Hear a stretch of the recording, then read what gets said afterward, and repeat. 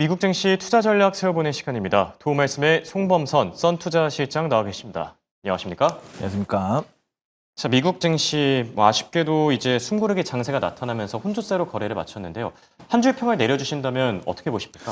근데 전쟁은 끝났지만 불씨는 살아있다. 불씨는 살아있다요? 왜 그렇게 생각하시죠? 이란과 이스라엘의 이런 전쟁들이 휴전됐다고 네. 공표를 했죠. 근데 이제 아직까지 휴전을 선포하고 나서도 계속해서 미사일을 발사하고 그렇죠. 또 이란에서 이스라엘로 발사하고 또 이스라엘에서도 이란으로 발사하고 또 사상자가 발생하고 예. 있습니다.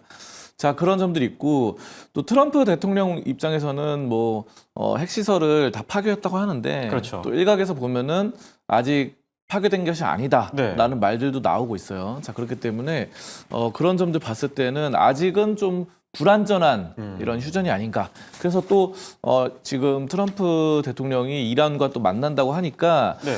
이런 점에 대해서 핵시설에 대한 그런 것들이 피해 이런 얼마나 완전한 파괴 될 것인가 이런 점들에 대해서 대화를 나눌 것 같아요. 자, 그래서 아직은 이런 점들이 결렬된다고 한다면은 이런 다시 전쟁이 또 재개될 수도 있겠다. 그렇죠. 라는 그런 긴장감이 있습니다. 그래서 지금 전반적으로 오늘 증시는 양호하게 끝난 가운데 저는 아직은 좀 더 좀 긴장을 해볼 필요가 있는 그런 시점이 아닌가 이렇게 보고 있습니다. 네, 불씨가 남아있다.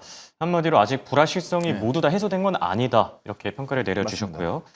자, 그럼 매크로 이슈들 하나씩 점검해 보면 좋을 것 같은데 나토 정상회의 결과가 나왔죠. 지금 국방비 5% 도장을 결국 받아낸 트럼프 대통령입니다. 이 이슈에 대해서는 어떻게 생각하십니까? 나토가 이제 계속해서 그러니까 국방비가 별로 없었죠, 사실. 예. 그래가지고 이 북대서양 조약 기구인데 이런 점들이 트럼프가 계속 불만을 표출했습니다. 왜 우리나라가 자꾸 다른 나라를 지켜줘야 되느냐, 그렇죠. 이런 거죠. 그러니까 우리나라가 경찰인가, 약간 이런 생각이 들었던 것 같아요. 그래서 우리만 많이 쓰냐 이런 마음인 거죠. 네, 그래서 지금 돈을 증량하라. 기존에 이제 2% 정도였는데 5%까지 상향을 좀 시켰던 거죠. 그래서 근데 이거는 2035년까지입니다. 예. 그래서 바로 이렇게 증가시킬 필요는 없고 그렇죠. 좀 시간을 걸릴 필요는 있다라는 점이고 어쨌든 10년 내로 지금 나토 여기서 전체적으로 5%로 증액을 하면은 미국에서 다른 나라를 좀 신경 쓰는 국방 같은 부분들을 그런 점들에 대해서는 좀 완화되지 않겠나 싶어요. 그래서 방위 같은 부분들이 그래서 트럼프는 이거를 굉장히 좀 기뻐하고 있죠. 역사적 승리다 이렇게 하면서 그렇죠. 지금 이렇게 보고 있는데 이런 점들이 지금 사실 유럽 같은 경우도 보면은 군사력이 좀 약합니다. 전반적으로 보면은 그래서 이번 우크라이나 전도 보면은 돈 자금적으로는 많이 지원을 했지만 전반적으로 그렇게 강하지 못한 예를 들어서 이번에 벙커버스터로 해서 그 지하에 있는 핵시설을 파괴한 거 이런 것들은 사실상 미국만이 할 수 있는 그렇죠. 그런 전략 전술이지 유럽의 영국, 프랑스, 독일도 이런 전략 전술 이런 것들은 좀 하기 힘든 시점이다. 자본력이라던가 군사력 이런 것들이 안 되기 때문에 그래서 지금 나토 국가들 전반적으로 다들 지금 좀 증강하기로 좀 하고 여러 가지 국방 이런 쪽을 강화시키겠다 이렇게 좀 선포를 했습니다. 예. 자, 이런 가운데 또 스페인은 유일하게 좀 거부를 했다라고 하죠. 지금 트럼프 대통령이 엄청난 대가를 치르게 될 것이다 이렇게 얘기를 했는데 좀 더 지켜보면 좋을 것 같고요. 자, 그리고 파월 회장이 발언을 남겼는데 어제 하원에 이어서 상원 발언을 남겼습니다. 거의 비슷한 얘기를 하지 않았습니까? 네, 금리 인하 관련해서 또 얘기가 좀 나오고 있는데 연말에는 하긴 할 거예요. 근데 이제 파월 같은 경우는 인플레이션 관세발 인플레이션 때문에 예측이 어렵다 그래서 일각에서 7월에 하느냐, 8월에 하느냐 이런 말도 나오는데 7월은 좀 어렵지 않을까 이런 생각이 듭니다. 그래서 파월도 약간 거기에 대해서 7월까지는 어렵다는 이런 양상들로 좀 발언을 한 것 같고요. 그래서 지금 인플레이션이 이렇게 계속 되고 있으면은 금리 인하가 좀 당분간은 어렵다. 근데 연말에 하긴 할 것 같습니다. 그래서 그런 점들이 지금 이어진다는 점 여러분들이 근데 이제 문제는 시기죠. 시기. 그렇죠. 그러니까 완전히 10월 겨울이 돼서 할 거냐. 가을에 할 거냐, 여름에 할 거냐, 약간 이런 느낌인데 여름에는 좀 파월 입장에서는 좀 어렵지 않을까 이렇게 좀 말하는 것 같습니다. 어쨌든 지금 기대해 볼 수 있는 가장 빠른 시점은 뭐 7월보다는 아무래도 9월 정도가 될까요? 네네. 그럴 것 알겠습니다. 같습니다. 네. 자, 9월 쪽으로도 네, 지금 금리 인하 베팅이 실리고 있는 듯 하고요. 자, 끝으로 트럼프 대통령 지금 중동 지역의 지정학적 리스크와 관련해서 다음 주 이란과 대화를 나눌 것이라고 밝혔는데 핵협정과 관련된 얘기도 하지 않았습니까? 그렇죠. 핵협정 뭐 트럼프는 핵협정을 계속해서 좀 이렇게 완화하고 싶어 하죠. 예. 근데 뭐 이건 필수는 아니다. 또 이런 말도 했는데요. 어쨌든 이번에 군사력을 동원해서 이렇게 벙커버스터를 한 거 보면은 이란에서 핵을 좀 없애기를 원하는 그런 의도는 있습니다. 근데 이제 이런 것들로 너무 군사적인 이런 긴장감이 고조될까봐 그렇죠. 좀 이게 필수는 아니다라고 좀 왜냐면 이게 휴전을 네. 너무 힘겹게 힘들게 이제 좀 이뤄낸 거잖아요. 네, 맞습니다. 그래서 지금 약간 한 발 물러서는 모습이긴 한데 그래도 저는 뭐 내심 또 핵에 대한 이런 얘기를 또 좀 하지 않을까 또 이런 생각이 들어요. 결국은 이번에 미국이 개입한 이유는 사실 뭐 핵을 이란의 비핵화를 목적으로 한 거기 때문에 좀 저는 뭐 좀 약간 얘기를 하지 않을까 이렇게 좀 생각이 예. 되는데요. 결과는 또 가봐야 합니다. 트럼프라는 그렇죠. 사람이 또 워낙에 또 변수가 있는 분이라서 좀 더 가봐야 우리가 좀 알 수 있고 전쟁 아직 끝난 거 아니다 여러분들. 그래서 지금 증시가 그래도 꽤 최근에 좀 많이 올라서고 있는데 이런 점에 대한 리스크 관리는 좀 필요하다 이렇게 말씀드리겠습니다. 네. 실제로 트럼프 대통령이 밤사이 이런 발언을 또 남기기도 했었죠. 이스라엘과 이란의 무력 충돌이 곧 재개될 수도 있다.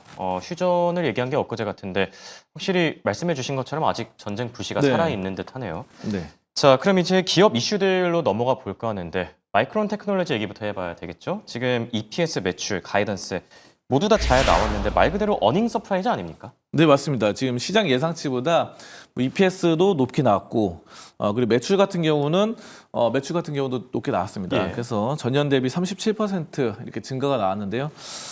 지금 이런 점들 전년 동기 대비는 2배 이상 뭐 데이터 센터 매출이 증가했다 이렇게 좀 나오고 있고요. 분기 기준으로 사상 최대치입니다. 그래서 이렇게 좀 괜찮게 나왔다라는 점이고 소비자 시장에서 강한 이렇게 성장성이 좀 돋보이고 있다라는 점들이 보이고 있고요. 지금 이런 점들이 마이크론 같은 경우도 최근에 뭐 HBM4 관련해서도 SK하이닉스가 올해 3월에 했는데 마이크론도 이번에 또 5월, 6월에 HBM4를 뭐 샘플을 납품하고 있다. 뭐 이렇게 말했죠. 그렇기 때문에 이 기술력에 있어서 HBM 시장에서 예전에는 뭐 사실 마이크론이 비중이 전 세계에서 5%밖에 안 됐습니다. 자, 그런데 지금은 한 20%까지 올라서는 전 세계 점유율이 반면에 또 우리나라로서는 좀 안 되는 사실인데 삼성전자가 약간 좀 뒤처지고 있는 약간 그래도 아직 삼성전자가 마이크론보다 높은데요. HBM 비중이 이게 마이크론이 이 상태로 이렇게 가파르게 올라오고 있으면은 곧 뭐 마이크론이 삼성전자를 능가하는 이런 골든 크로스가 나올 가능성이 있다. 이렇게 좀 나타나고 있어요. 삼성전자 예. 입장에서는 데드 크로스죠. 네, 그래서 이런 점들을 좀 우리가 주목해 볼 필요가 있겠고 마이크론의 이런 가파른 성장성 이런 점들을 우리가 좀 주목해 본다고 한다면은 원래는 이제 서구권에서는 미국에서는 비메모리 반도체 위주의 시장이 좀 펼쳐졌었죠, 사실. 근데 이제는 메모리 반도체도 한국이 거의 독점이 아니구나. 우리도 이제 긴장해야 될 시점이 됐다. 저는 이렇게 판단하고 마이크론이 또 많은 또 성장성을 이루면서 메모리 반도체 시장 전체의 뭐 이런 성장성 이런 바람을 좀 불러일으키는 것도 어느 정도 좀 기대를 해볼 수 있겠다 이렇게 좀 보겠습니다. 네, 마이크론에 대한 긍정적인 얘기들 전해주셨고요. 자, 그리고 엔비디아에게도 같이 빼놓을 수가 없겠죠. 엔비디아, 대단합니다. 어떻게 이렇게 무거운 기업이 하루 만에 4% 넘게 급등할까? 사실 장중 기준으로 $150를 넘어선 적은 몇 번 있었는데 지금 종가 기준으로 $150를 넘어선 게 처음이거든요. 신고가를 다시 한번 경신하지 않았습니까? 그렇죠. 엔비디아가 원래 이제 $153가 고점이었는데 오늘 좀 넘어섰습니다. 그래서 이게 좀 천장이 $153에서 좀 가로막혀 있어가지고 사실 $153에 이제 그 $150 선에서 고점에서 물린 분들이 좀 매물을 내놓는다 한다면은 여기가 어느 정도 천장의 벽으로 매물대로 자리를 잡을 것이다라는 말들이 많은데 확실히 지금 다시 좀 좋아지고 있는 시점이다 이렇게 보고요. 예. 뭐 전쟁에 대한 휴전 이런 것들이 긴장 고조됐던 것이 지금 뭐 괜찮아지고 하면서 전반적으로 AI 칩에 대한 독점적인 기술 뭐 엔비디아는 쿠다라는 이 생태계를 구축하면서 굉장히 잘 되고 있죠. 자, 그렇기 때문에 지금 보면 루프 캐피탈 같은 경우도 엔비디아의 목표가를 기존의 175달러에서 250달러로 이렇게 지금 상향 조정을 했습니다.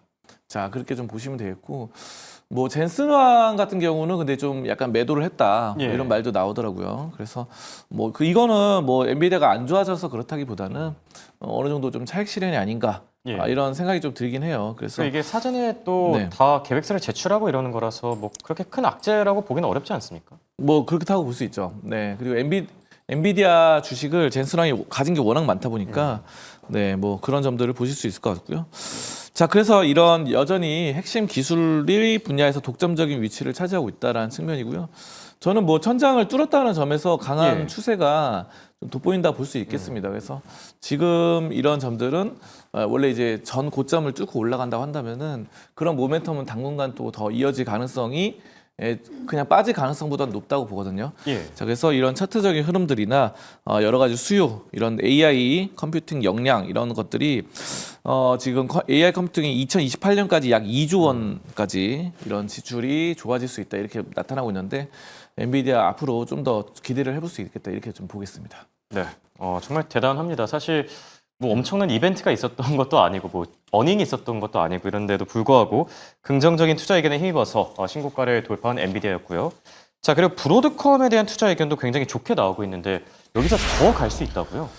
그렇죠. 브로드컴은 약간 오늘 쉬어가긴 했는데 보면은 HSBC가 이제 보유에서 매수로 상향 조정을 했습니다. 그러면서 지금 사상 최고치 이제 어제 같은 경우 기록을 했다가 오늘 같은 경우 살짝 쉬어갔어요. 근데 재밌는 거는 다른 필라델피아 반도체 지수는 엄청나게 올랐어요. 근데 이제 브로드컴은 어제 먼저 선 반영됐다 이렇게 보고 오늘은 좀 약간은 좀 쉬어가는 양상이었다. 그래도 오늘 플러스로 마감을 했습니다. 그래서 예. 어쨌든 상승세를 좀 유지하고 있고 최고가로 보면은 오늘 269달러를 잠깐 찍었었거든요. 자, 그러면서 오늘 또 최고가를 잠깐 찍었었던 그런 부분들이 포착이 되고 어쨌든 저는 뭐 전반적인 필라델피아 반도체 지수 자체가 좋아지는 건 희소식이다 이렇게 좀 보겠습니다. 네. 자, 끝으로 실장님의 탑픽주가 궁금합니다. 오늘장 관심주 어떤 기업 선정해 주셨죠? 저는 알파벳 이거 예. 가져왔는데요. 어. 지금 원래 테슬라가 이제 로보택시를 출시를 했는데 처음에는 굉장히 좋게 호평을 받았어요. 그래서 호평 받아서 8% 오르고 했는데 이게 또 하다 보니까 뭐 역주행하기도 하고 뭐 또 테슬라가 안정성 논란이 계속 휩싸이고 있죠. 네, 테슬라 또 유럽에서 판매율도 떨어졌다 그러고 또 뭐 간밤 사이에 또 테슬라의 차량을 통해서 뭐 일가족이 뭐 좀 사망자가 발생했다 뭐 이런 말도 나오고 하는데요. FSD의 뭐 역량이 좀 부족하다. 이게 자율주행차로서. 자, 이런 말도 물론 FSD 그 차량은 이 로보택시랑 또 다릅니다. 어쨌든 근데 테슬라 이런 악재가 좀 터지는 거는 로보택시 역주행 이런 것들이 나온다는 건 완전히 약간 불안전하다. 아직은 예. 좀 불안전한 게 아닌가 이래서 저 알파벳이 구글이잖아요. 근데 구글에서 나왔던 웨이모가 상대적으로 안전성이 좀 돋보이고 있다. 이렇게 좀 봐요. 그래서 또 이런 이 웨이모 같은 경우는 라이다 레이더를 좀 적용을 했잖아요. 그래서 그렇죠. 지금 로보택시는 카메라로만 갑니다. 라이다 없이. 그래서 이런 점들이 라이다가 적용되면은 자외선, 적외선 이런 점들에 대해서 좀 레이저로 또 어두운 깜깜한 데서도 좀 잘 나아갈 수 있지 않을까 이런 기대감이 있어요. 자, 그렇기 때문에 또 구글의 사업 전반적으로 뭐 검색 기능이라던가 여러 가지가 좀 AI 부분 이런 것들도 괜찮게 되다 보니까 저는 구글이 앞으로 알파벳이죠, 모회사 알파벳이 더 좋아질 것이다 이렇게 좀 판단하고 있습니다. 네. 자, 이렇게 오늘은 알파벳에 대한 얘기까지 들어봤습니다. 지금까지 도움 말씀의 송범선 썬투자 실장과 함께했습니다. 감사합니다. 감사합니다.